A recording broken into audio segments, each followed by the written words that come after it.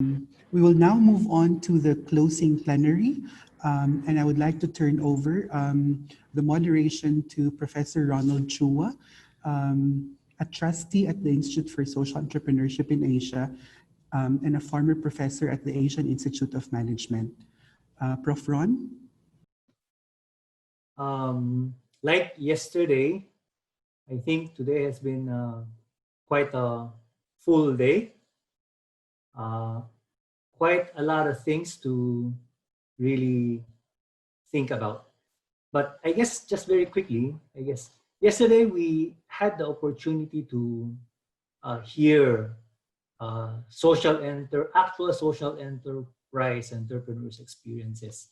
I think today we focused a little bit more on the higher level issues in terms of policies, in terms of the support network, in terms of the bigger, if you will, meso and macro level institutions and resources that may be available to continue to support the development of social enterprises towards building back fairer.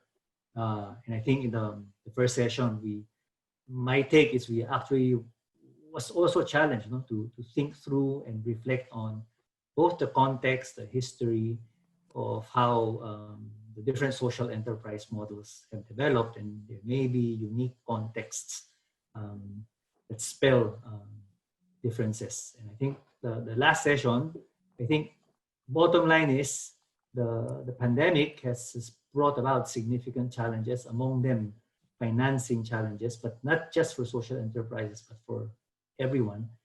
And I think the challenge is how now do you respond, at least from the finance side. But I guess what is also challenging, or rather what is also opportune, is that maybe it's also a time to rethink the traditional financing paradigms that we may still carry. And this pandemic may be an opportunity to even think through and break our models, right? And move away from the traditional paradigms that, as I think Laina put it, is extractive to one that is really restorative. So that's really quite a lot to think about and to digest, and as a guide to also how the ISEA initiative of trying to put together a social enterprise recovery fund should go forward. Now let's move to the last 2 hours of, I think, what has been a very power-packed and content-packed 2 days. So the first part of the closing plenary, we will have report back from the 5 platform plenaries that we've had. And I will just go through the presenters in sequence, and we'll turn it over to them and request that they take it over in sequence. The first, we will have the report back from the Wheelie Food. Bayu Krisnamurthi, Executive Chairperson of Bina Swadaya Foundation, will be the one to report. Then we have the second platform, Decent Work for All in Sustainable Value Chains.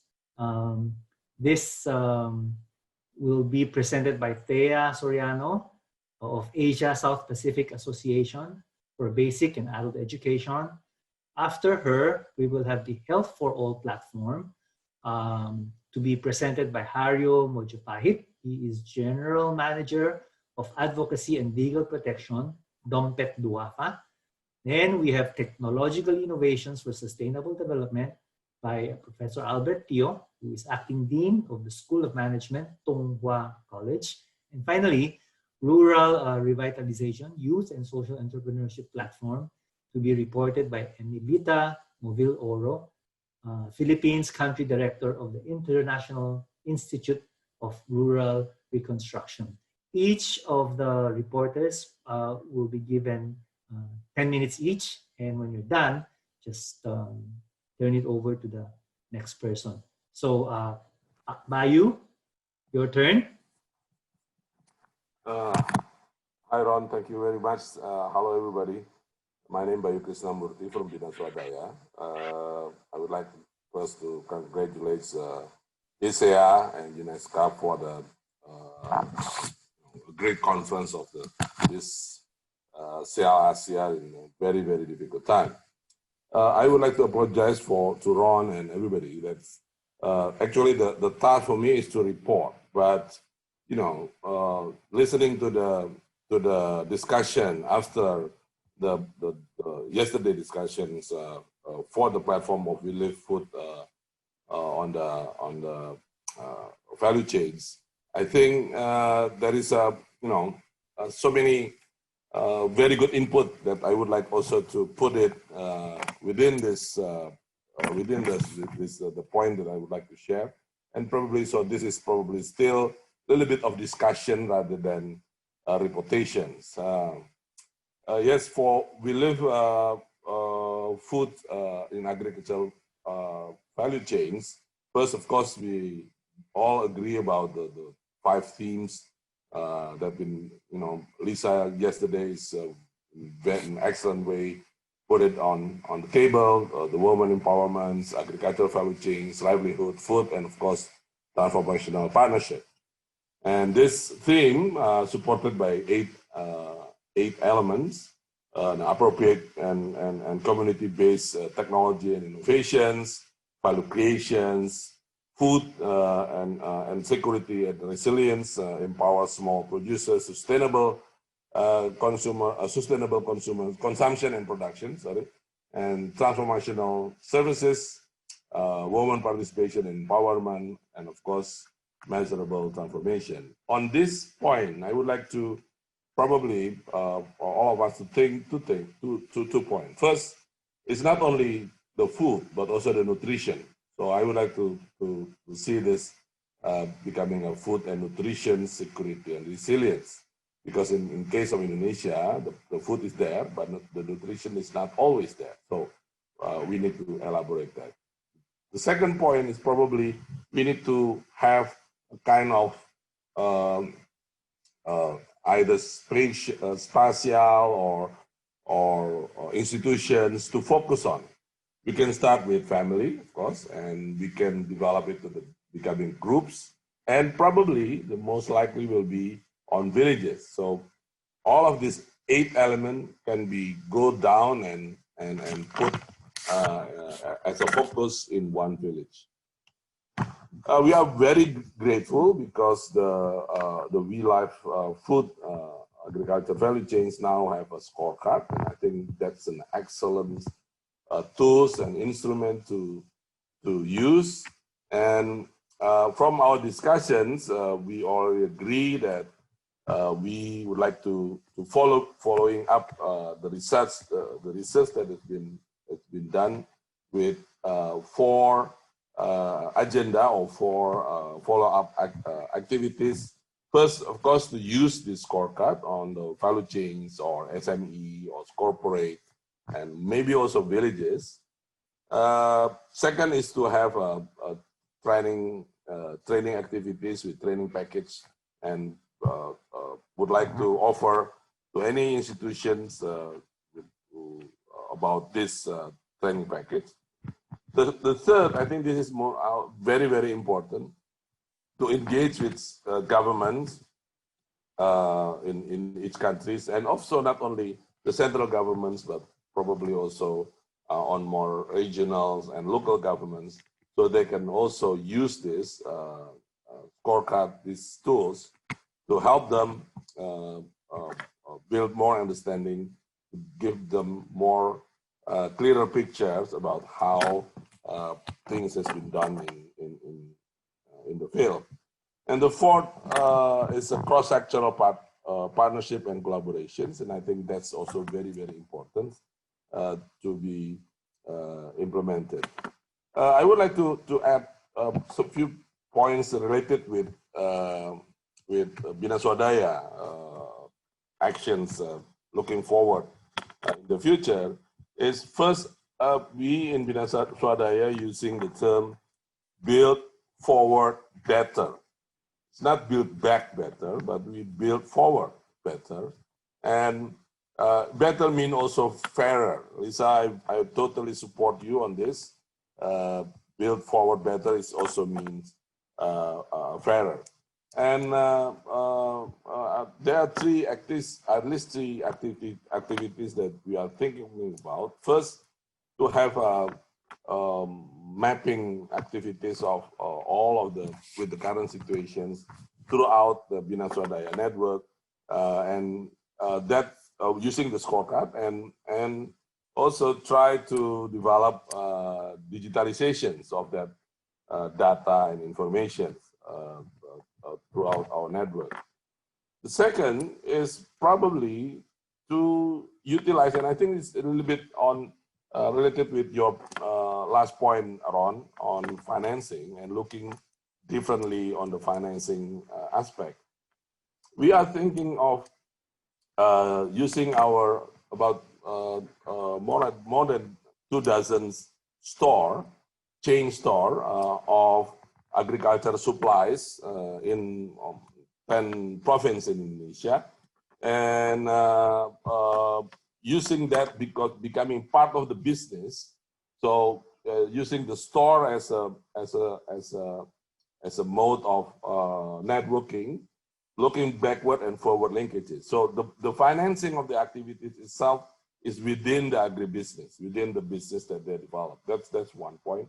And the second is we would like also to use our 20 years old of saving and credit cooperative that's been operated in Indonesia, and 100% women micro enterprises that's been served by this cooperative.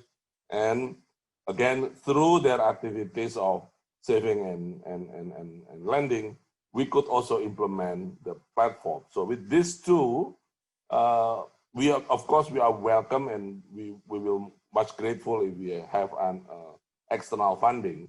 But at least through our activities, we can implement the real live food on our agriculture value chain system, well, using the existing activities and institutions.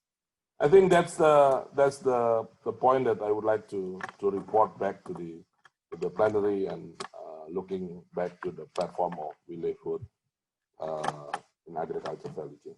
Thank you, Ron. Thank you, Bayu. Thea? Good afternoon, colleagues. A good day to everyone. I'm here to present the discussions that we had in the Decent Work for All in Sustainable Value Chains platform. And I would like to share with you a few points that we discussed in that discussions.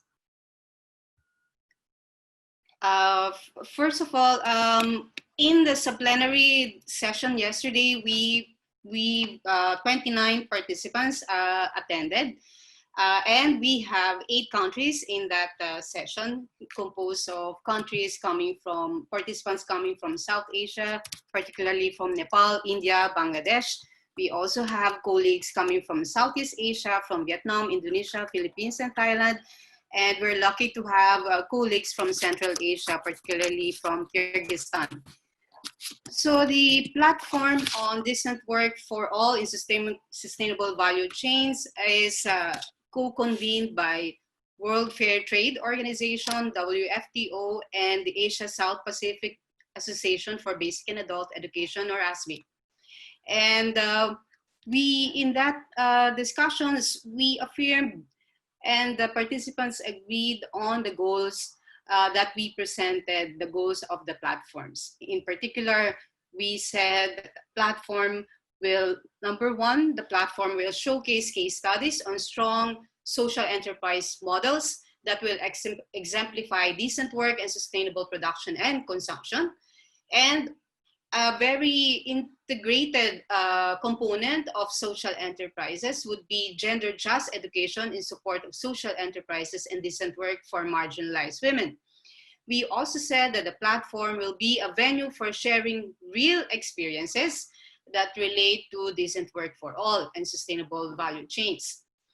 The platform is envisioned to also support research on decent work and sustainable value chains, and especially researches that will showcase how social enterprises are able to uplift not only the lives of people, but also in transforming the society. We also said that the platform will document best practices and cutting-edge practices relating to decent work for all in sustainable value chains. Now, what is, we think, particularly unique to this platform is that we will offer a communities of practice of organizations doing models and practices on gender just skills education for decent work. At the same time, we are glad to offer also the accelerator program of WFTO. And we also invite organizations to take advantage of this opportunity working with WFTO. In terms of the action points, you can see on the screen 5 action points that we have agreed on. These are initial action points, and as we discussed in the group, we want the platform to grow organically. The members should be able to identify what we can do initially, step by step, and then we can further expand when we see the need for it, and depending on the capacities and on the specific interests of the group. So for decent work for all in sustainable value chains, the action points are: 1, to put together a directory of organizations and participants who attended the sub-plenary session. So we will put together an email list, and then WFTO and ASPBAE and other colleagues will coordinate with the group. We also said that we should endorse organizations that may be interested to be part of the platform. They may not be in the sub-plenary session, but we think they are important to be part of the platform. They can contribute to the discussions, and therefore we can also endorse organizations. Now, of course, it's very important to keep the momentum going. You know, we said that the work has just begun. We said in the team that we will continue coordinating with the members and would-be members of the platform. And from there, we will also proactively, you know, encourage them to be part of the discussions on future actions of the platform. One of the things that was also mentioned in the action points is to identify certain themes or activities related to the platforms that members might be interested to discuss or act on. So it's really getting a sense of what the members or the organizations would like to work on together under the platform. And lastly, again, to reiterate that we have a unique contribution, and that is the Fair Trade Accelerator that is being promoted by WFTO, and there are steps towards collaborating with WFTO, and this is one of the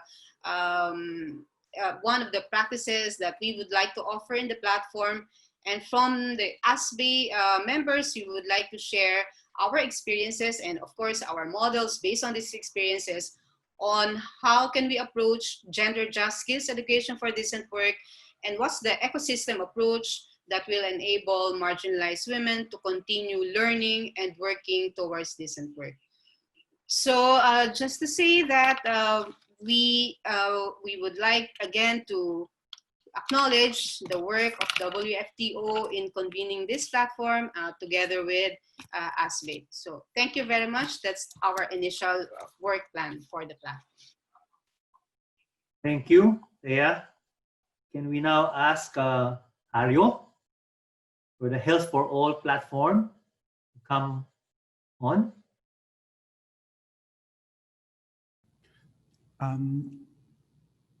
Sir Ron, I think Haryo is not in the call. Maybe let's ask Professor Albert first. Okay. Yes, Albert, you want to come first? Okay, sure. Give me a minute while I share the screen. Yes, please.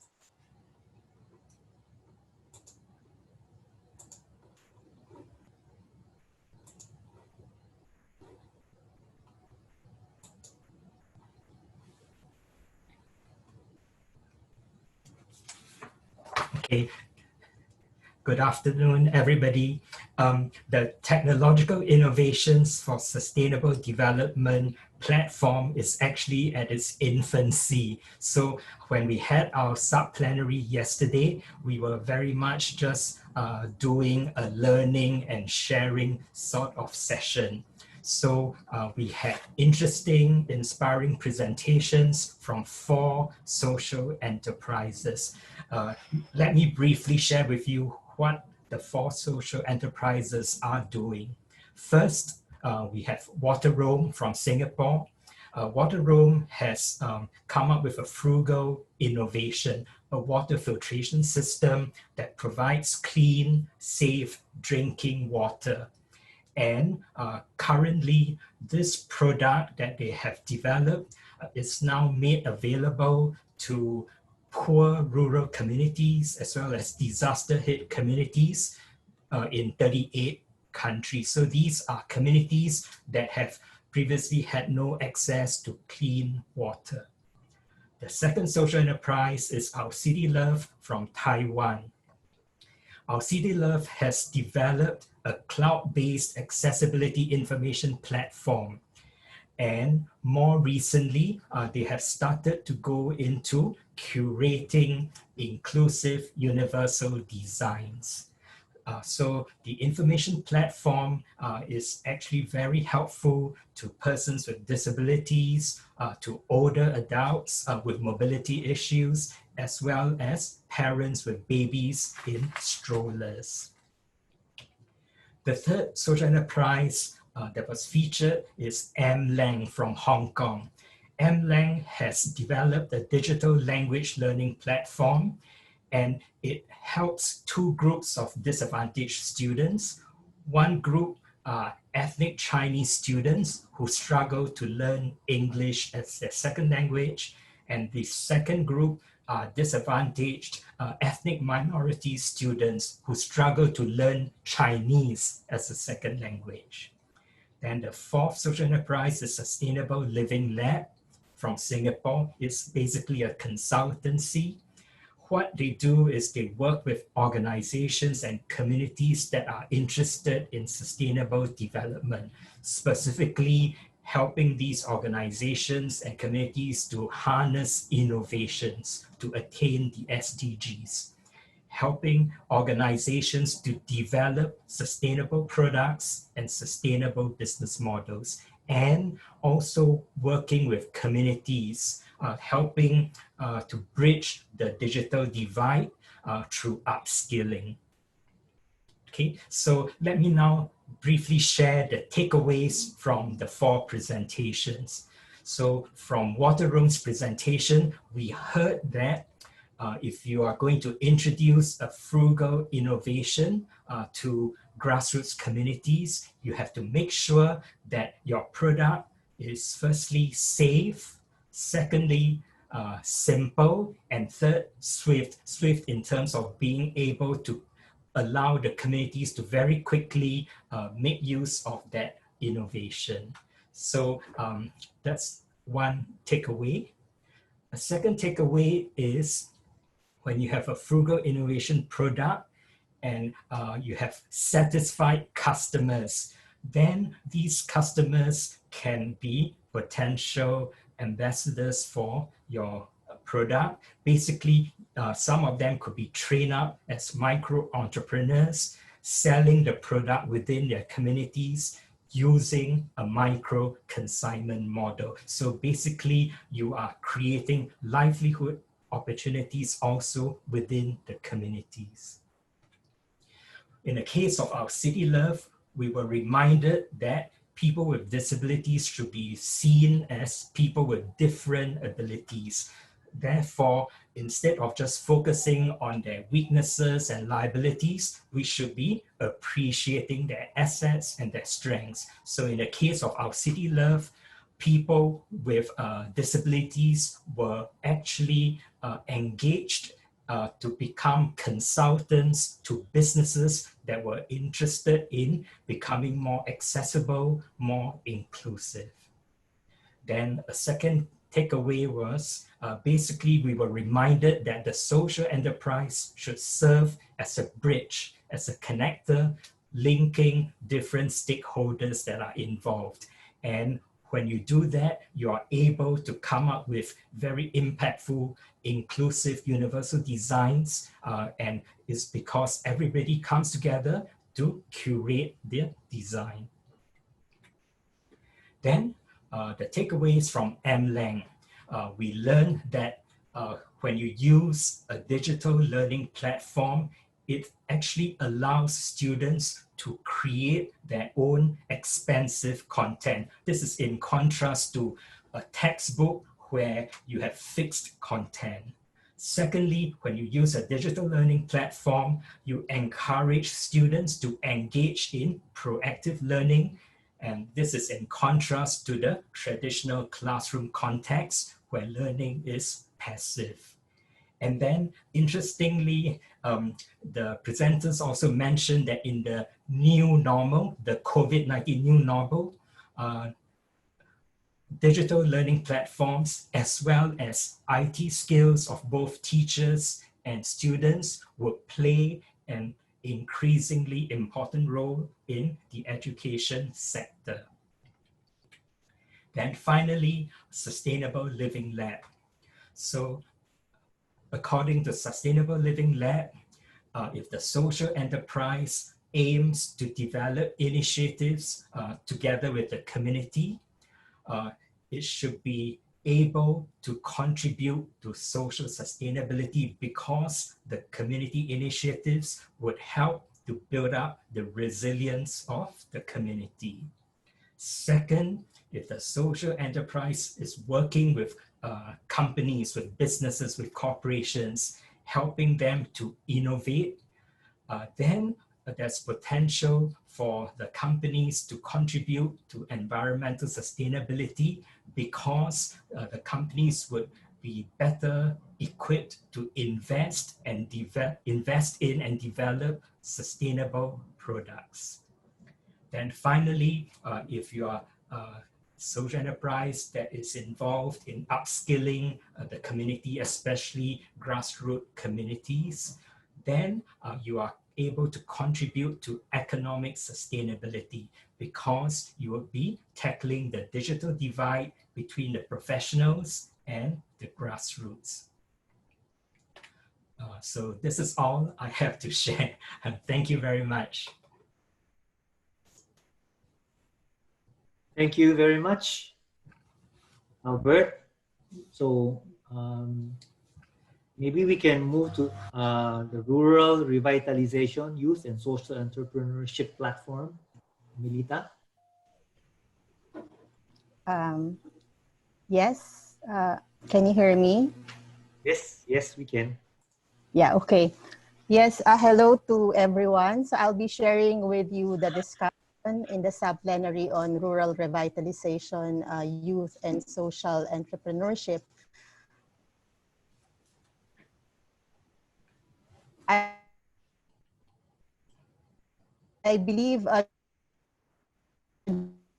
during the evolution and historical perspective of rural, the proposed platform on rural revitalization, youth and social entrepreneurship was presented, as well as there was a very interesting country sharing of initiatives by Philippines, Nepal, and Thailand. And you know, in the concept note for this platform, in the rationale, it was highlighted how agriculture is very important in Asia. Definitely, farming communities is predominant in the rural areas in Asia. But there has been a lot of changes in agricultural practices and systems. The team had emphasized about agricultural modernization, intensification, corporatization, and there are implications in terms of ecological degradation and change in family farms. In fact, we have also discussed about the inequitable access to land, the issues in migration, rapid, vast changing technologies, the changing gender roles, as well as the youth leaving the rural areas. And I think this is one thing that we have discussed before. Can you go to that slide? Okay. So there is COVID-19 and other pandemics that continue to strengthen also agriculture, our food security, our nutrition and livelihoods. And so what we're really looking at is to what extent we can have a multi-stakeholder platform on rural revitalization, youth, and social entrepreneurship that looks at bringing the rural reconstruction practice and policy in Asia in a more sustainable and resilient path, recognizing and learning from the stories of various countries. In this conference, we have seen very inspiring stories, and these stories really have to be shared. We need to synthesize the lessons so that that are very much needed, especially at the ground level where it matters most. And definitely the social entrepreneurship towards rural revitalization. In the next slide, please. I have here some key points that I have generated from the discussion as well as from the country sharing. I'd like to highlight about social entrepreneurship being a key element for rural revitalization, particularly if we would want to feature young people prominently. In the sharing made by Philippine Rural Reconstruction Movement by Marlon, they are talking about the work that they are doing with small upland farmer producers who are working with social enterprise called Kayapa Organic Producers Association. And interestingly, this particular social enterprise was helped organized and trained by PRRM youth chapter leaders. And they really played a big role in trying to strengthen the rural enterprise or the social enterprise. And in the sharing of Nepal by our friend from Rural Reconstruction Nepal, Ratna Karki, he emphasized that rural revitalization is a complex phenomena because there are a lot of factors that you have to look into that are interlinked. So you have, you know, the urbanization and stable political situation and absence of people's participation sometimes. But the microenterprise and entrepreneurship development really play an important role in their country, providing employment and reducing migration as well as rural poverty. And he even mentioned the youth as social change makers. Second point, definitely the accessible finance is crucial if rural revitalization based on enterprises is to be featured on scale. Definitely, if we would want more people to benefit, if we would want more women and more marginalized groups to be engaged, then we need such finance. I think this is what Lisa has been emphasizing in that having a fund for rural enterprises. And definitely, if this is something that we are serious about and we want it to be on scale, then financing has to be available. An enterprise-oriented rural revitalization does not ignore food systems, ecosystems, and equity. And in our discussion, these are both emphasized in the Philippines as well as in the Thailand sharing. And where organic farming has been emphasized, and in the sharing by Thailand, they really looked at, you know, their local designs, their sustainable designs and fashion. That was really very good, and the quality are very good. But if you look at it, they really capitalize on the local talents, particularly the youth. That was the work of Change Fusion. In fact, restoration of degraded environments is crucial, and as SDG report showed, we need to really look at how we can integrate this restoration initiatives within the kind of social enterprises that we are espousing. And in the context of COVID-19, there is a new valuation of shorter chains, less linked to global supply chains. I think like here in the Philippines, people are very much keen on having access, for example, to their food in their backyard. And we also see how the local markets have really been strengthened because of the scenarios that was brought about by COVID-19. And then innovation draws youth to social enterprises and precision agriculture. Here, you see the youth are very much interested to new things. What are the creative ways and new ways of doing things? And I think this is where we draw youth into being engaged in development and in initiatives such as rural revitalization and social enterprises.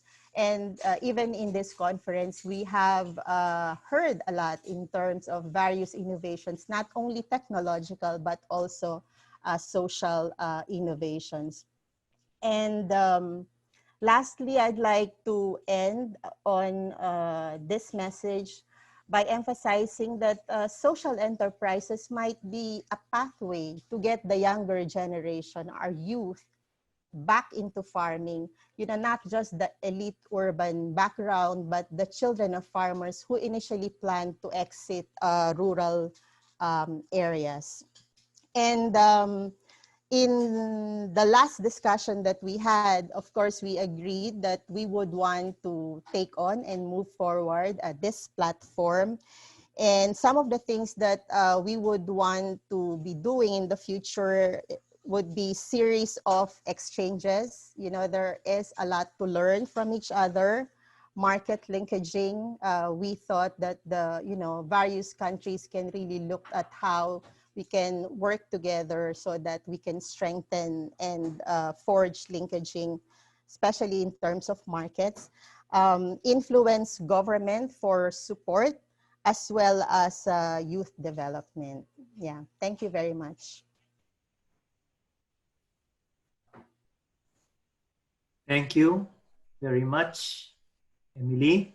So what we will do is the sub-plenary report of the Health for All platform, we will just circulate it as it becomes available. Before we move on to the next, let me just briefly say that what you heard from the sub-plenary report back sessions, in my mind, reflects already an accomplishment of some of the platform objectives. Very clearly from the reports, there has been learning exchange among the participants who went to the sub-plenary. And certainly there was engagement and there was sharing, right? And I think the sub-plenaries give a flavor of how and what the platforms, each of the platforms will be able to do moving forward. And certainly will add to the other objectives of projecting collective impact and also engaging governments and other stakeholders towards policy change. So my encouragement is for all the platform co-conveners to continue the process and to spell out more concretely and plan out the next steps, as some of you have done. Understandably, the different platforms are coming from different stages of development, with, I think, the We Live platform as being, in a sense, more firmed up because it is proceeding from a series of projects. So thank you again to all the sub-plenary reporters, but let this just be the starting point for the platforms. And we certainly look forward to an interesting and productive and fruitful, development of the platforms. Of course, the platforms are platforms only because of the stakeholders in the platforms. So thank you, not just for the sub-plenary reporters, but also for all those who participated in the platforms. Okay. Oh, well, okay. So if you indulge me, Haryo has come on stream for the Health for All. So can I turn over the floor to Haryo? Haryo, would you be ready to briefly give us an update on the sub-plenary session in Health for All? Yes, thank you so much. My name is Haryo. I'm from Dompet Dhuafa, Indonesia, and Dompet Dhuafa was responsible to be the team leader of the Health for All platform. So in the platform, we discuss about the concept about the social enterprise on the healthcare sector. And we have a lot of inputs from Dr. Susan Balingit and PPRA. And also we got a lot of input as well from Dan Foundation and also from the experience of Dompet Dhuafa. And on the discussion, we agree that our Health for All platform will be based on 3 things. First one is the approach to a holistic wellness, because we are mostly Asian countries have a lot of tradition and local wisdom about health and herbal medicine and traditional medicine and traditional medication. We agreed that we need to promote an approach about the holistic care,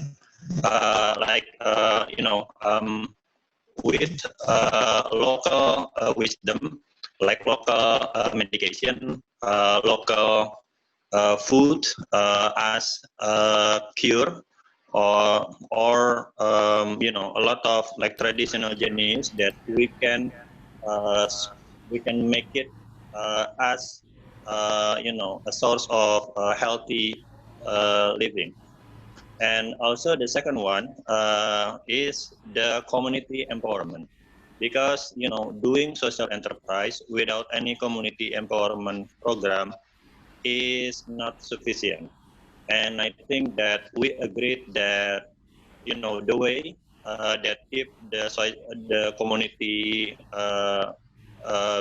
for being healthy is to empower them. So we agreed that sometimes we need some programs that help the community to make their own food, to make their own medicine, to make their own cure, and also health facilities. And the third thing, the third point is, we are going to use the blended finance because like Dan Foundation in India and also Dompet Dhuafa, we have some, primary clinics and also hospitals that, both of the clinics and the hospitals are proper clinics. So those clinics and those hospitals never reject poor people to get healthcare services. So that's why who gonna pay? Who gonna pay the cost? Of course, we can do it with blended finance between philanthropic funds, between along with the government social security net or government insurance, and also maybe people can come to the hospital with their own personal expense money. But also maybe we can use other investment fund, like social investment fund or other investment fund. And I think that the health platform will cover all those three things. The first is a holistic approach for healthcare. The second one is community health empowerment, and also the third one is blended finance to giving healthcare services through our clinic and hospital. I think that's all. Thank you so much for the opportunity to discuss in the conference, and also to sharing to do like learning exchange and making community practice. Thank you so much. Thank you very much, Haryo. So, as is, well, I don't know, usual or unusual, we come to the part where we will put forward a conference declaration. And with that, I turn over the floor to Earl Parreno, who is Chairperson, Alter Trade Foundation, and who willingly volunteered to head the drafting committee. So, Earl? Yes, thank you, Ron. Good day, everyone. I'm Earl Parreno of Alter Trade Foundation. As Ron said, I'm from the Philippines. I'll be facilitating the discussion on our conference declaration. We tried to incorporate comments and proposals you sent through email, so I'll just read through the whole document. Gomer is sharing it on his screen. And if you have other comments or proposals, kindly write them in the chat box. Okay.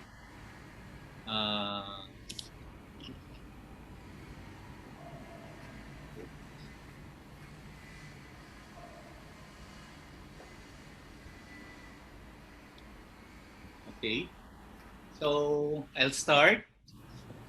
Third Seal Conference Declaration. We are more than 150 social entrepreneurs, leaders, and representatives of social enterprise, resource institutions, civil society, business, government, and multilateral agencies who have virtually gathered together at the third Social Enterprise Advocacy and Leveraging SEAL Asia Conference from September 16 to 17, 2020. We have, for the past 2 days, discussed perspectives, experiences, and initiatives on the theme Social Entrepreneurship and Cross-Sectoral Collaboration, Ensuring Recovery of Social Enterprises towards Leaving No One Behind in the Building Back Better and Achieving Sustainable Development. We note that even before the COVID-19 pandemic, the Asia-Pacific region was already experiencing a development crisis characterized by very dim prospects of achieving any of the Sustainable Development Goals by 2030. We have also noted that social entrepreneurs and social innovators in the region were already recognized and poised to serve as accelerators for the achievement of the SDGs. But COVID-19 has drastically changed the situation as social enterprises have not been spared of the pandemic's devastating impacts. We are inspired by the heartwarming stories of various social enterprises and social enterprise resource institutions in their recovery efforts to arrest the adverse impacts of the pandemic on their respective organizations and the poor they serve. Against all odds, we are likewise inspired by the initiatives of social enterprises to undertake various forms of innovation in terms of products, processes, and models in pursuit of their social mission. Next, Gomer, please. We are hopeful that in creatively optimizing ICT and social media, social enterprises are showing the way towards a community-oriented digital economy. Through mobilizing stakeholders and community assets, social enterprises are exemplifying what it means to bridge digital and social divides. And through social enterprises that have empowered women and men small producers we witness food secure and resilient communities amidst the pandemic. We believe that social entrepreneurship and the pursuit of social innovation in engaging governments, the business sector, and multilateral agencies is a pathway that we could deliberately pursue with civil society to ensure the recovery of social enterprises and the marginalized sectors in Asia Pacific. We applaud the launch of the Women's Empowerment, Livelihood, and Food in Agricultural Value Chains, or We Live Food platform, and commit to put women and men, next, Gomer please. Gomer, can you? Men, farmers, fishers, and small-scale producers at the center of initiatives towards food security, nutrition, and agricultural development that is equitable and sustainable. We commit ourselves in the pursuit of the platforms towards health for all, decent work, including education for decent work for all in sustainable value chains, rural revitalization, youth and social entrepreneurship, and technological innovations towards sustainable development. We commit to develop these initiatives as platforms for social enterprise sector in Asia Pacific to undertake learning exchange and building communities of practice, measuring and projecting collective impact, advocating changes in government policies and programs, as well as promoting cross-sectoral collaboration towards leaving no one behind and building back fairer. We shall strive to leverage the resources that the sector has in evolving a social enterprise recovery program and fund that would be large and responsive enough to make a dent on the recovery process of the sector and the poor we serve. We shall strive to contribute towards inclusive recovery and building back fairer in our respective contexts and countries, even as we also commit to engage in the coming Asia Pacific. Can you adjust the screen, Gomer? Please, Gomer. As we also commit, Gomer, please. Yeah, okay. We welcome and shall actively work in concretizing UNESCO's commitment to assist and build the capability of governments in the region to create enabling policies and programs for the social enterprise sector to recover and effectively fulfill its role as transformational part of the poor and marginalized. We shall work towards meaningfully advancing the SDGs linked to the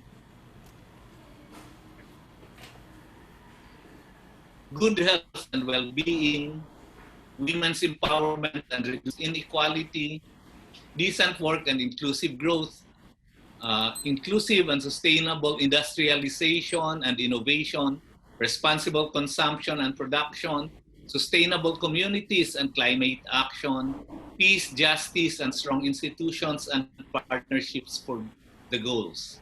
We look forward to partnerships with governments and businesses in these multi-stakeholder collaborative platforms and initiatives as investments towards putting back on track the social enterprise sector's role in accelerating the achievement of the SDGs. In this way, we shall truly leave no one behind in building back fairer and come closer to achieving sustainable development. So that's the draft. If you have some suggestions, no, kindly put it in the chat box. If you can, please indicate the paragraph number and the sentence you want to insert your proposal. Thank you.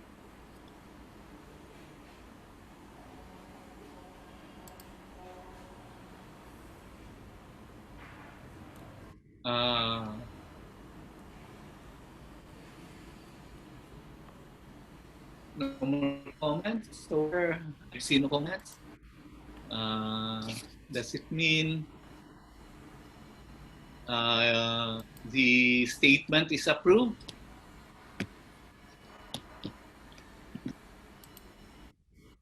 can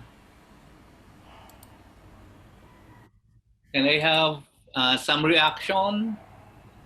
A thumbs up, perhaps from the participants. Okay. So it means this draft is approved. We'll be posting it. Yes, thank you. We'll be posting it on the ISEA website, and we will also distribute this statement, this declaration through email. No, that's it, Ron. Thank you very Yeah, much, Earl. And that calls for congratulations to all the participants for having come up and agreed to this declaration, which should guide us going forward. Thank you very much. So now we move to the final portion of our closing program. And in the final portion, we have asked 4 persons to represent different stakeholders to the conference. I will, the first that we have invited is Umarani. Umarani is a CEO of Kalanjiam Foundation and representing. Yes. Okay. And to represent the participants of the conference. Ms. Umarani is CEO of the Kalanjiam Foundation, a community bank aimed to reach the poorest section of society, create lasting changes in their lives and livelihoods, and widening impact by building the capacities of the poor and enabling them to manage financial services and build strong, sustainable people's organizations to address their development needs. Ms. Umarani, I turn the floor over to you. Hi, is it audible? Yes. I'm audible? Okay. Thanks for the opportunity. Thanks for introducing me to the entire conference participants. I'm glad to share some of my thoughts. As you said rightly, the DAN Foundation has been working in India with one of its subsidiary institution, which is called the Kalanjiam Foundation.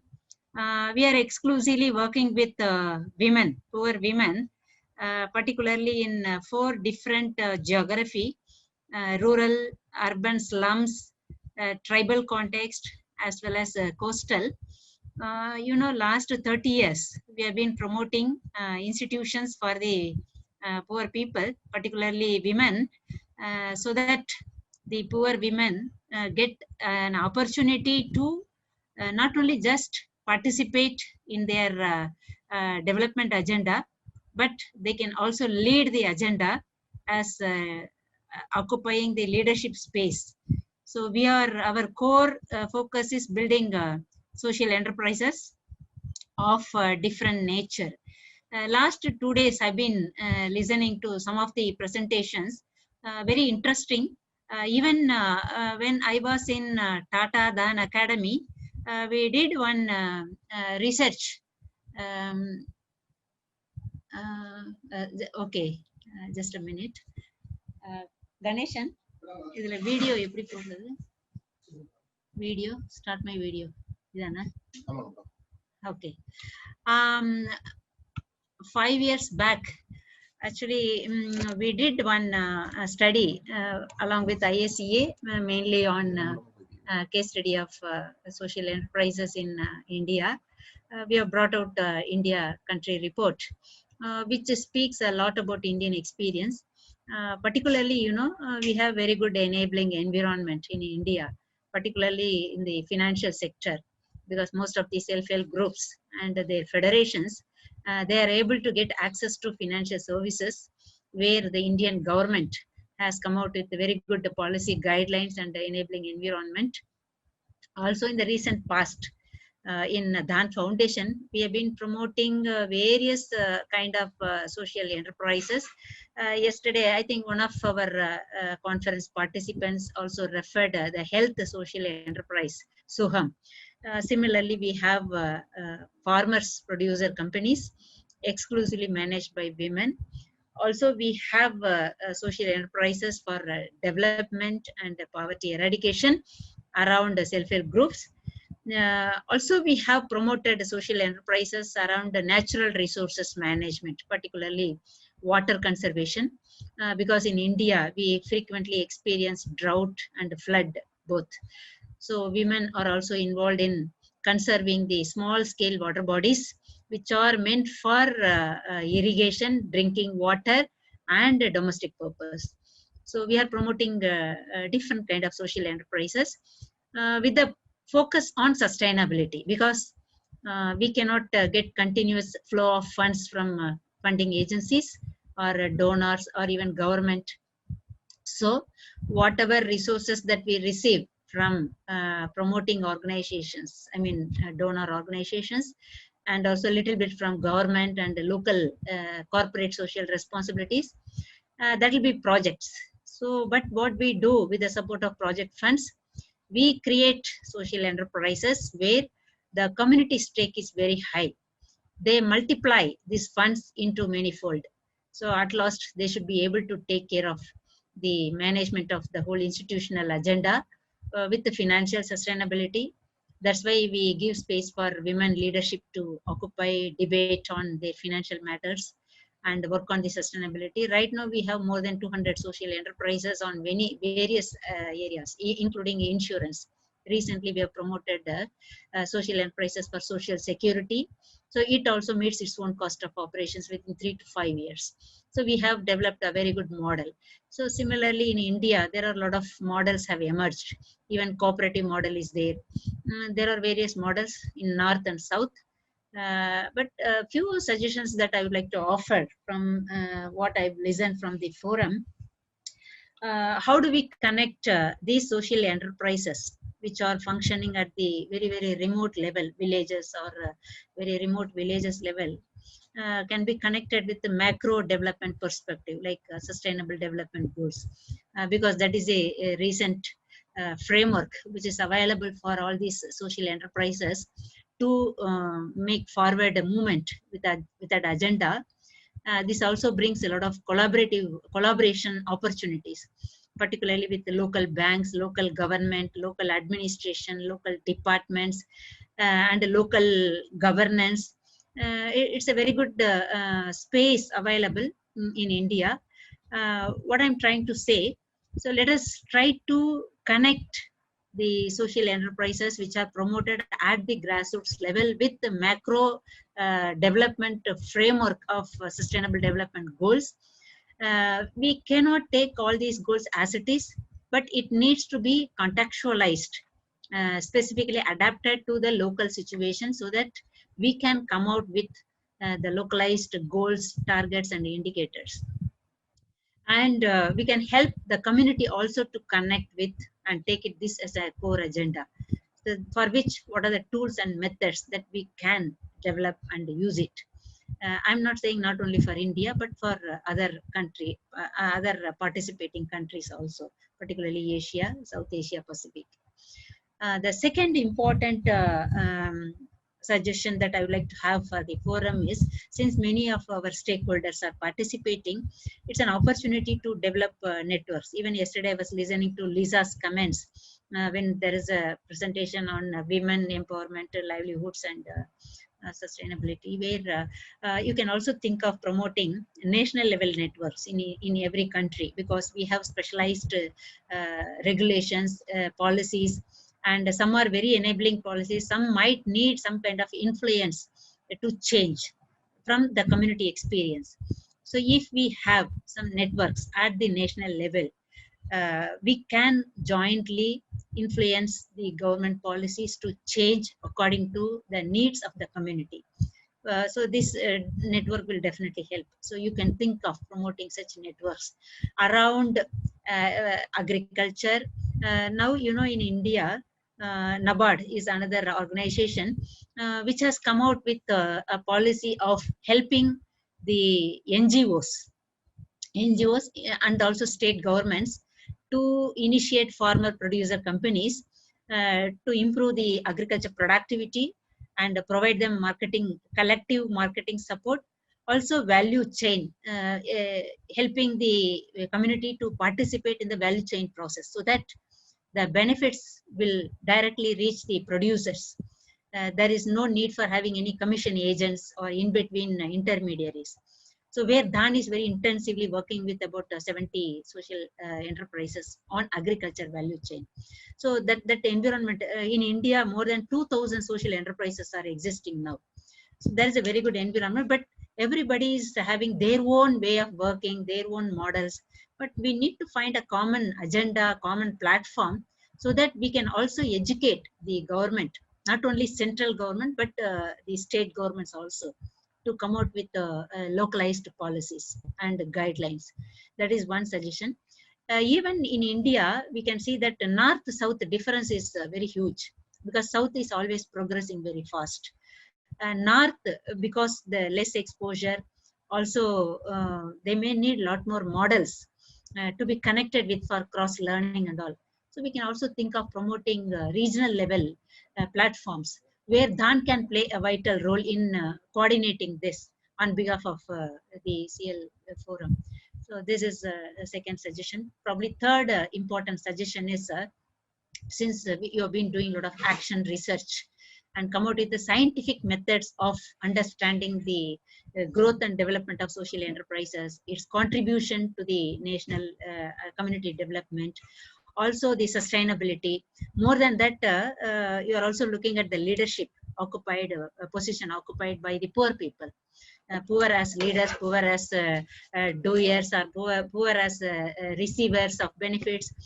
Poor should have control over their own whole agenda. So we can also take up some scientific methods of doing research, particularly the action research, because we are good at doing field work, but we have our academic institutions. We can also collaborate with various academic institutions and research institutions.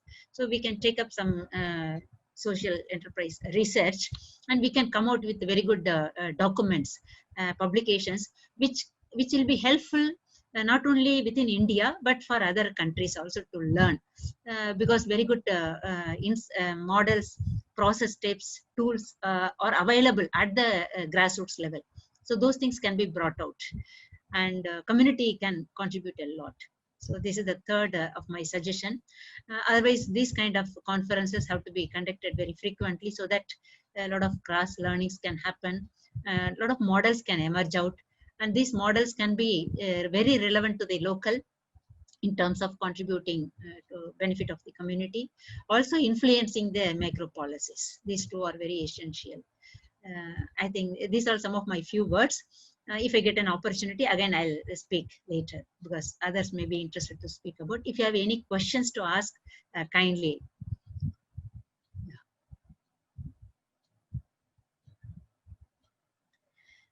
Thank you so much.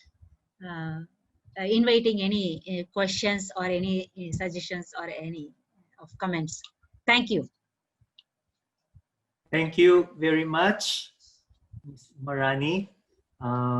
You have provided very, very concrete suggestions for the ways forward, which one way can be considered by the platforms, or some mechanism across the different platforms. But certainly you've laid out a whole range of opportunities moving forward.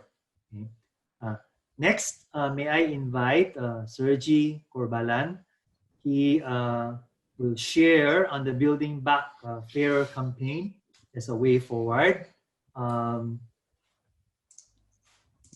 Sergi Corbalan is since 2008. Yeah, I'll briefly introduce you first. He's since 2008 Executive Director of the Fair Trade Advocacy Office. This is a joint initiative of the World Fair Trade Organization and Fair Trade International. Sergi has 20 years experience in international and EU public policy advocacy, both for private sector and civil society.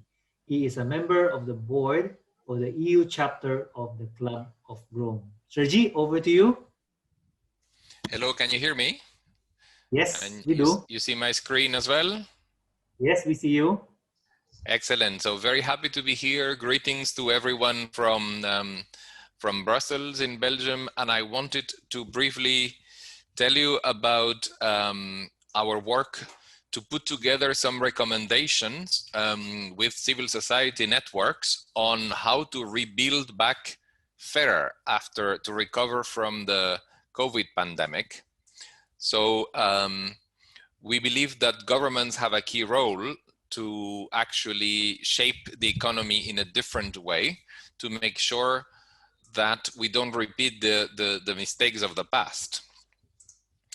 Our vision is to have an economy not based on competition, but based on cooperation, from an agenda of free trade fundamentalism to having fair trade public policies agendas, from having situations of huge imbalances of power in supply chains to having more democracy and equality in supply chains, from markets overflooded with cheap food and fast fashion to an ever-increasing share for fair trade, organic, social solidarity economy, supply chains, from profit primacy companies to mission privacy enterprises that put people and planet first before short-term profit, from short-term closing borders sort of solutions based on fear to fair interdependence between countries, and from markets and economy influencing public policies to actually public policy shaping the market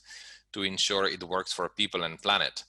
And for those, we've developed this framework, which I'm showing here on the screen, which is with recommendations to governments, which can be summarized as protect, restart, redesign, and better sharing of resources.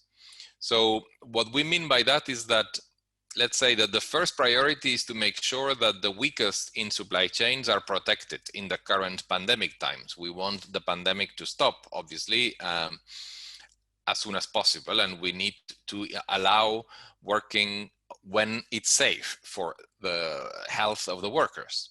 Now, we need to also restart the economy as soon as possible, as COVID is the pandemic is having disproportionately negative impacts on the weakest in the supply chain. So it's important to start the economy, but how to do it?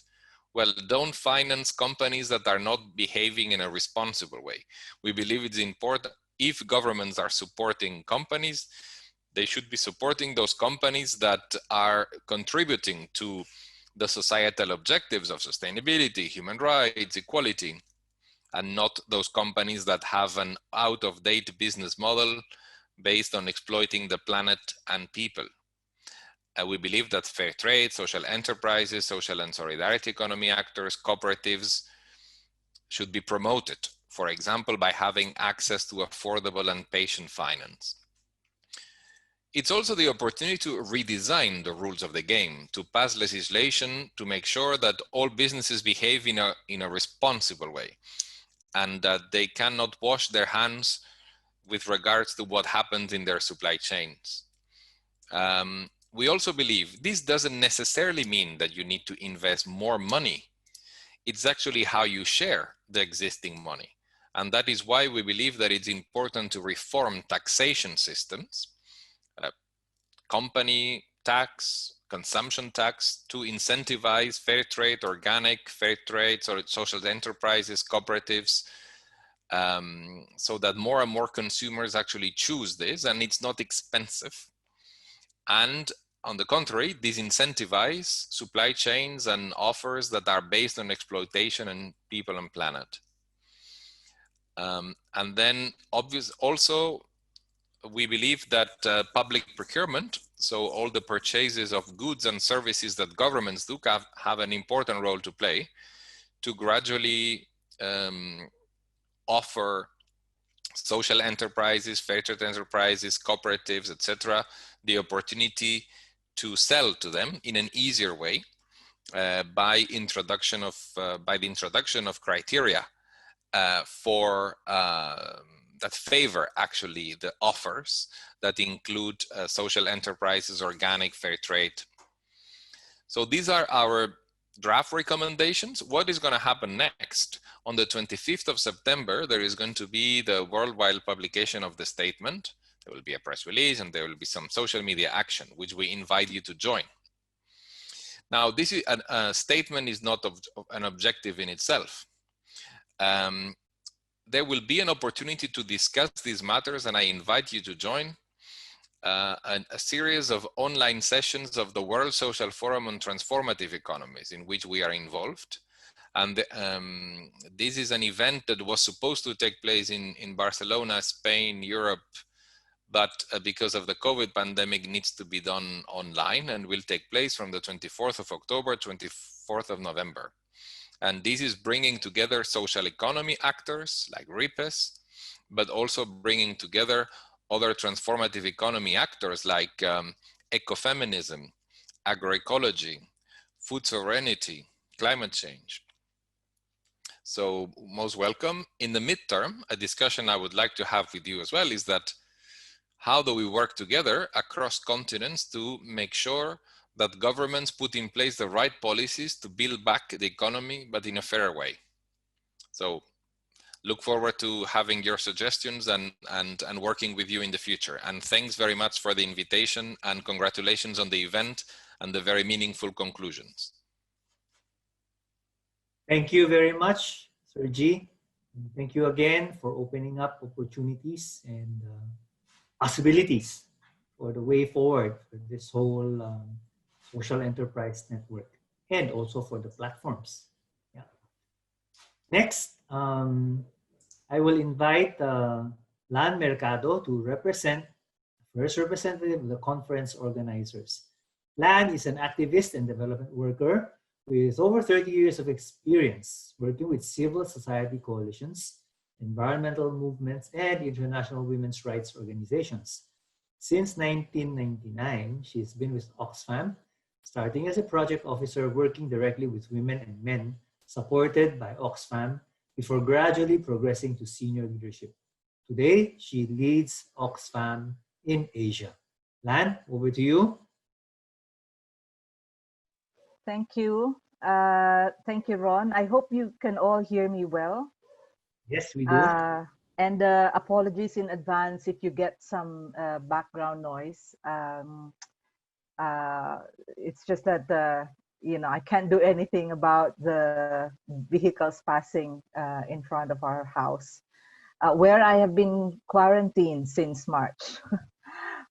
And so thank you for finding a way to organize this conference despite the challenges to our mobility, but also, you know, the usual ways of working. But I think the way that the pandemic has disrupted many of the, you know, our perhaps even unconscious ways of working also provides an opportunity to think in a very different way. In the same manner that I think the theme of the this third SEAL conference on social entrepreneurship and cross-sectoral collaboration focused on ensuring the recovery of social enterprises and leaving no one behind in building back fairer and achieving sustainable development is really timely given the impact of the pandemic, especially on ever deepening poverty and widening inequality.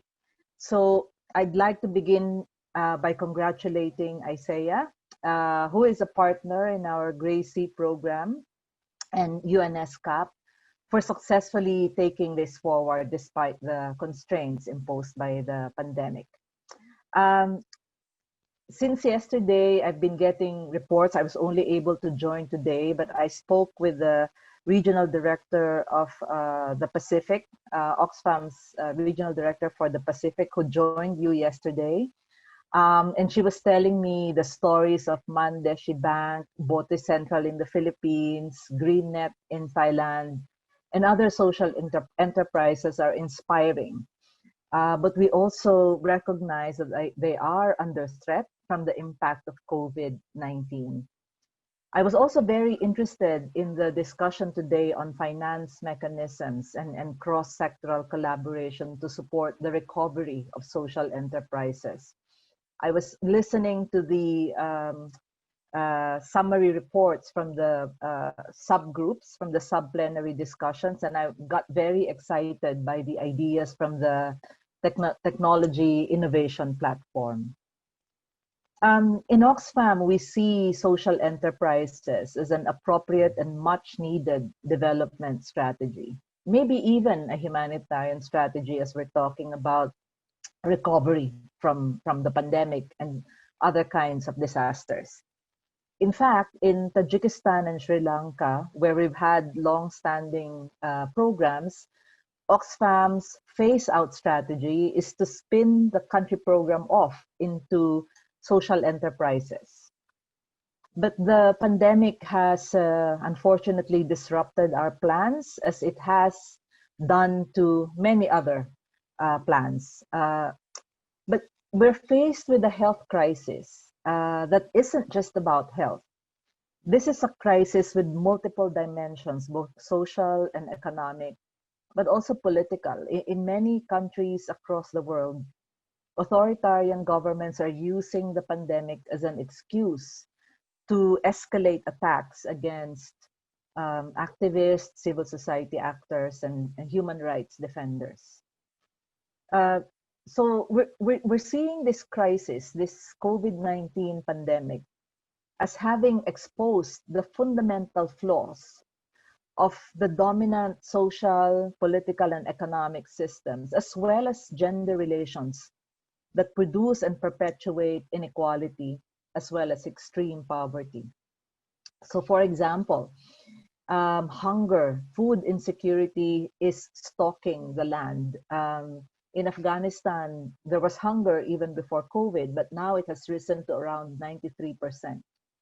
In Southeast Asia and South Asia, WFP estimates that there are 33 million people currently food insecure. And if we don't do anything about it, that number will reach around 265 million by the end of 2020. Loss of jobs is a key feature of this pandemic. In Bangladesh, 1 million jobs have been lost in the garment sector, and that has mostly affected women. We work with Rohingya refugees in Bangladesh, and we work with refugees in many other places, and we have seen how, as a result of their status, that they have had more difficulty accessing support during this time of the pandemic. But also it's important to remember that they were already in a crisis before COVID-19 struck, and so they're facing layer upon layer of crisis with, being displaced people, dealing with cyclones every so often, and now this pandemic. And a silent pandemic that's happening, or a silent crisis that's happening alongside COVID-19 is violence against women. There are 20% more cases of domestic violence as reported by the UNFPA. And women are trapped in places, in their homes, with hardly any recourse for, rescue or for reporting violations. And on top of that, we've seen that women are carrying on their shoulders heavier loads of care work.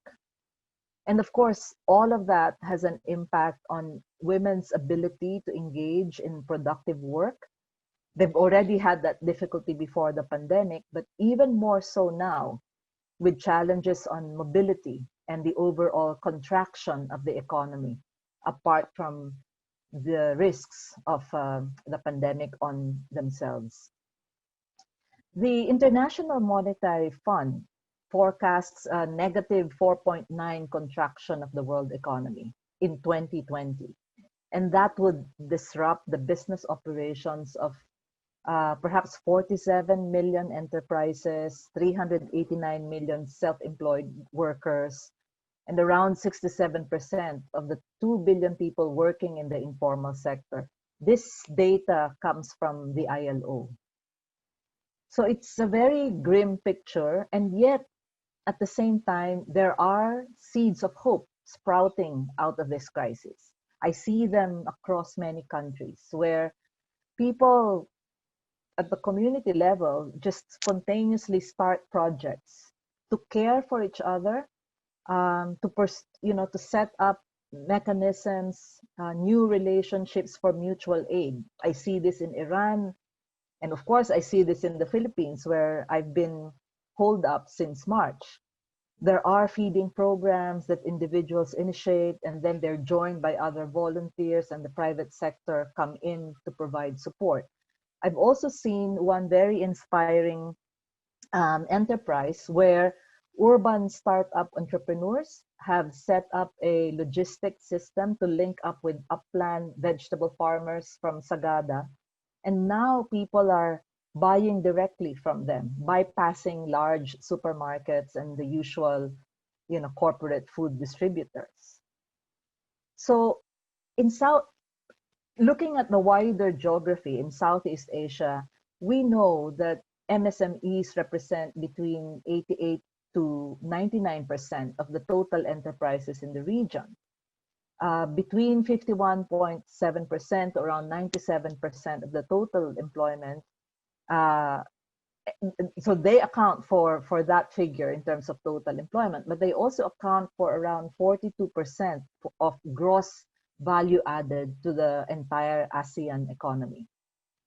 Social enterprises accounts for a good and growing proportion of ASEAN MSMEs that are able to reach and offer formal employment to rural as well as urban areas, and therefore play an important role in moving people out of poverty and building resilience in local communities.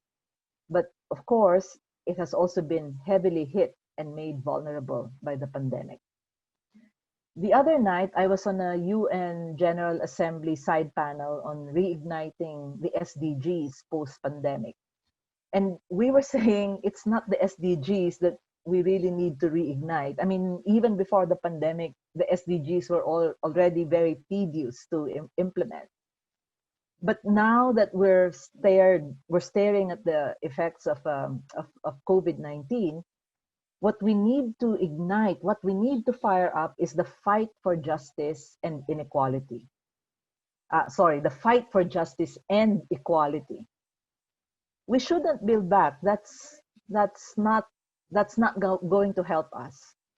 So I like the way you framed it. We need to build fairer. We need to build a fairer future starting now.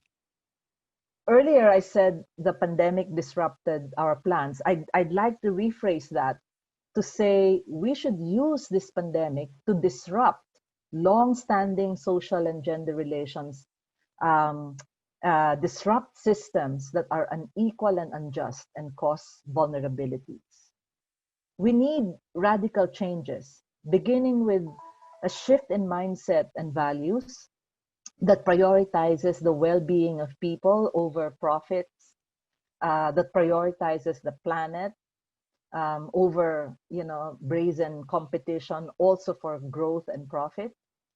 A mind shift and value system that supports community-level actions based on caring for each other, mutual aid, and solidarity, that sees the importance of care work, mostly done by women, and how the overall care economy contributes to the total global as well as national economies. This is the kind of radical idea that values the work that women do, that puts money in the hands of people through cash transfers that they can then use to start enterprises, their own livelihoods, that saves social enterprises and small businesses, whether that's through low interest loans, incentives, tax breaks, while we continue to tax the wealthy ones. we definitely need to pursue the idea for a social enterprise recovery fund, not just as a response to the current pandemic crisis, but also as a strategy for preparedness for other disasters. Within Oxfam, I'm starting a conversation to define what we're calling new humanitarianism that includes working with the private sector. And having attended this conference, I'd like to include working with social enterprises in the way we define recovery efforts from disasters. And disasters will come. Climate change has not gone away in the same way as other hazards with which we live in Asia and the Pacific have stayed. In using the pandemic as an opportunity to reverse inequality, it is then imperative to support the business continuity of social enterprises, to facilitate their business digitalization, shift to e-commerce, adaptation to adjustments in consumer and market behaviors, encourage financing flows to social enterprises and ensure that they are not crowded out by big business, and ensure adequate social protection for its workers. Our actions need to be relevant to recovering from the effects of the pandemic, but most of all, relevant to our continuing work for social justice and reversing inequality. Thank you very much, and congratulations to everyone behind this conference. Thank you very much, Lan. Certainly, big challenges and opportunities await, and these certainly go beyond the enterprise level, very structural issues that we all need to work towards in addressing. And hopefully, again, platforms will serve as a venue for looking towards a bigger picture to bring about those changes. Lastly, may I introduce Francois Bonici. He is head of the Schwab Foundation for Social Entrepreneurship. He is a physician, professor, and the former founding director of the Bertha Center for Social Innovation and Entrepreneurship, University of Cape Town, the first academic center dedicated to social innovation in Africa. Francois' experience spans over 2 decades of working across multiple systems, sectors, and scales, deeply rooted in context and frontline work, while also working extensively with public sector, multilaterals, civil society, business, and foundations in progressive and catalytic partnerships. He was Rhodes Scholar, South Africa, 1999, Global Leadership Fellow of the World Economic Forum in 2005, and the Archbishop Tutu African Leadership Fellow 2013, and a member of the board, Shishimani Center for Activist Education. Turn it over to you, Francois. Thank you so much, Ronald, and good evening, everyone. Good morning from me, but delighted to be here. Thank you, Ronald. No need to read out the entire CV. I think the important message is that even though right now placed, I guess, in a network of influence and power, my heart and my soul remain with social enterprises and with the communities they work in. That's where I started. So thank you to Ronald. Thank you to the speakers on this closing plenary, Umarani, Sergey, and Lan. I don't want to echo everything they've said, but certainly I'm in solidarity with many of those comments. A special thank you to Lisa Gomer and to the ASEA team for putting together the SEAL conference. We are partnering on this as the Schwab Foundation, and we were really hoping to be there in person to just listen and learn from all of the work of the social entrepreneurs, social enterprises, and all of the ecosystem leaders and experts here gathered. So delighted to at least be here and to hear the closing remarks from each of the working groups. I wanted to just start by recognizing that we're at a time where we need to let go of ideologies.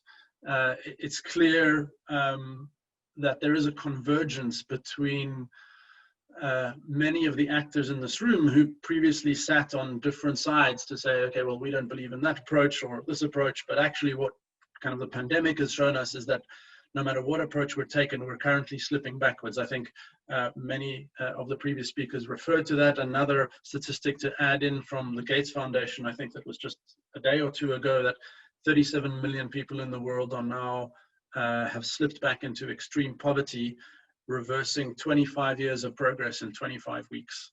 So we all know kind of the situation we're in right now. And so what is really happening around this convergence is also a recognition that the existing institutions that represent the current influences and the current resources of and decision makers of power need to take an active and bold role about this opportunity we have, as well as the response to the crisis.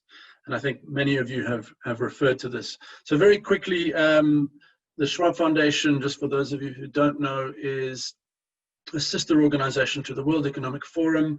We're a separate entity with our own mission dedicated to advancing social innovation, and yet we work very much with the World Economic Forum as a place to integrate the voices and perspectives that come from the ground, that come from social entrepreneurs and social innovators into the agenda that is influenced by the World Economic Forum and its initiatives and events and communities of business and government leaders.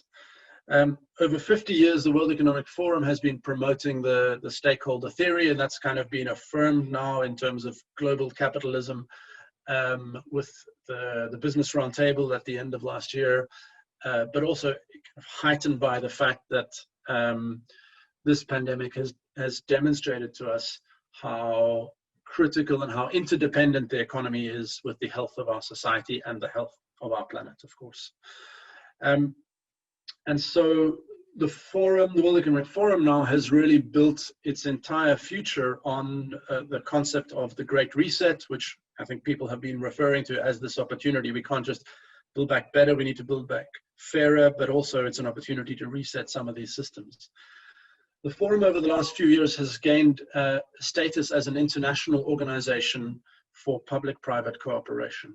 And so in this context has a mandate around the multi-stakeholder partnerships at a global level, but really wanted to emphasize that actually where progress happens and where action happens is at the regional level and the national level and the local level. And so delighted to hear about the 5 multi-stakeholder partnerships around the themes coming out of this conference, and really want, as the Schwab Foundation and Forum, to support the declaration that's come out. We are extremely aligned with all of you that the world of social entrepreneurship, social enterprise, community-based organizations, cooperatives, and those working in the social economy are a critical piece of that opportunity to redesign and to create a great reset. But we also believe that that cannot be designed by the existing status quo of actors in power alone. And so whether it is at the UN, whether it's at the World Economic Forum, whether it is any of these conferences, we need to make sure that the voices of social enterprises are at the table, are influential, are well prepared, advocate, and actually work as a collective with some common messages and a common voice. This is why these kinds of gatherings are really important, and delighted to see that the work will continue. In regard to that, yesterday, the World Economic Forum has also been hosting an alliance of 60 global organizations of the ecosystem that support social enterprises. And yesterday, that network, which represents over 50,000 social entrepreneurs around the world, put forward an action agenda around how we need to support and how different key actors, whether they are governments, corporations, investors, impact investors, foundations, intermediaries, networks, need to be supporting social entrepreneurs, particularly during this time, in order that we can sustain them for business continuities, in order we can sustain them to be part of those redesign efforts. And so with regard to that, we want to really, continue to support the work here, but also recognize that, in many of these forums, there are those of us who are, already believers in this, but how do we start to come together to advocate? So this alliance is one way to bring a common message and set out a common agenda. And we certainly encourage all of you to support and subscribe to that. And again, likewise, we need to subscribe and support your actions at a regional level in order to come together with more power in this movement, so that we do have a stronger collective voice when we get to the tables of where decision making is happening, whether it's around capital allocation, whether it's around policies, etc. There are 25 concrete recommendations in the action agenda, including speaking about and actually activities within the alliance around government and corporate procurement. That was one of the comments mentioned earlier today. So just one example, one of the members, SAP, one of the largest software and CRM systems in the world, their Ariba platform has billions, if not trillions of dollars of B2B transactions every year, have been piloting a way to preferentially highlight social enterprises in their procurement system. So not just for them, but actually for their entire marketplace of customers. So concrete actions and being implemented by some of the partners of the World Economic Forum in this alliance. And this has all been coordinated and hosted by the Shrug Foundation, trying to use the platform we have to advance the goals that I think we share with all of you. So want to recognize that I think this approach is very consistent with the work being done by all of you in Asia, and also that it's a strong regional expression of the work of Catalyst 2030, which some of you may know about and some of you may be part of.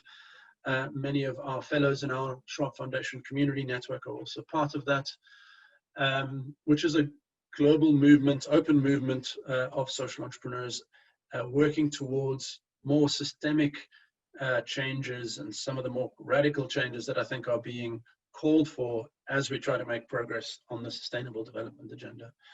Embedded in all of that are these issues of justice and equality.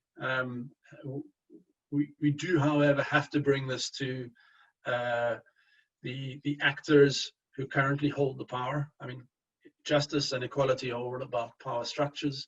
And so what I think we've tried to do at the Schwab Foundation is try to offer a platform and an entry point for these issues to get onto at least the tables that we have access to, and to bring all of you and people like Lisa and many of the other people here today into those both regional but also global agendas. So we want to be in solidarity with all of you, and just to kind of finally put a message from our founders as well in support of all of this work. They have been committed to supporting social entrepreneurship for over 20 years, and since last year started to bring in not only social enterprises, but also social entrepreneurs in large corporations, social entrepreneurs inside governments. We need these practices, these mindsets. We need the ecosystem being built.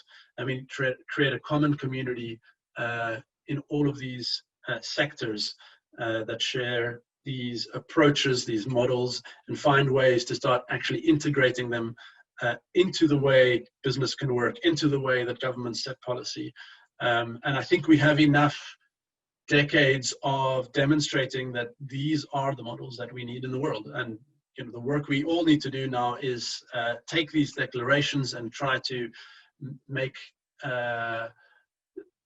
find ways to start implementing and realizing them on a scale beyond our sector. So that's it from me, and just a great honor to be here again today, and thank you to the organizers and everyone who's participated. Thank you so much, Ronald. Thank you very much.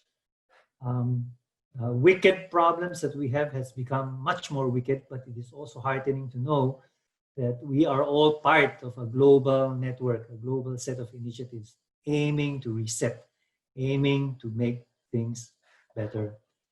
I think now is the time.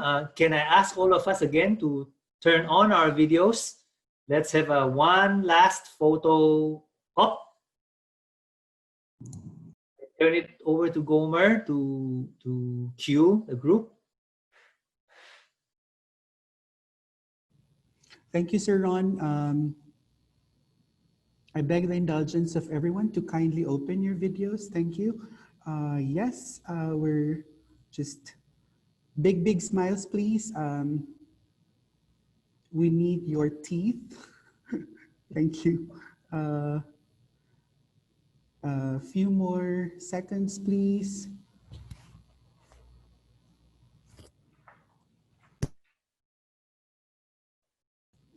A few more clicks. I'm sorry, we are covering 4 or 5 pages. We need everyone to be in the photo. I think we're good. Over to you, Sir Ron. Thank you, Gomer.